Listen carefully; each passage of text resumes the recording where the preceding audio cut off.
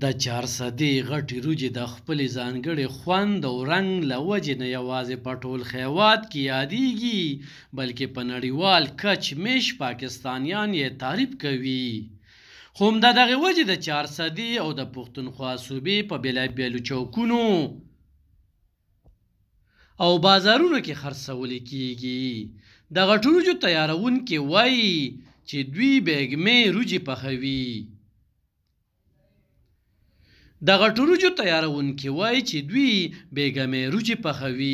خو دا چې دغه وریجې څنګه تیاریږي نو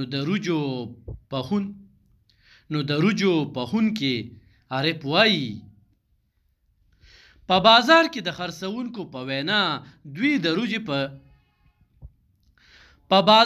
خرڅوونکو په وینا دوی د ورځې په حساب خوشه 15 تر 20 پورې دیګونه وباسي او د یو پلیټ وریجو بیه 50 تر 100 روپو پورې ده. خو د دې خوند او رنګ د ګاګ په نظر کې څه اهمیت لري؟ نو دلته راغلی ګاګ وایي دغه وریجې نه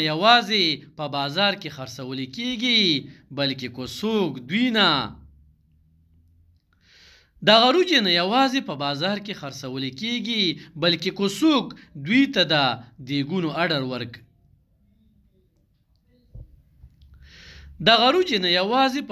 کې خرڅول کېږي، بلکې که څوک دوی ته د دیګونو اډر ورکړي نو د یو دیګ بیه 15,000 تر 20,000 روپو لګول کېږي.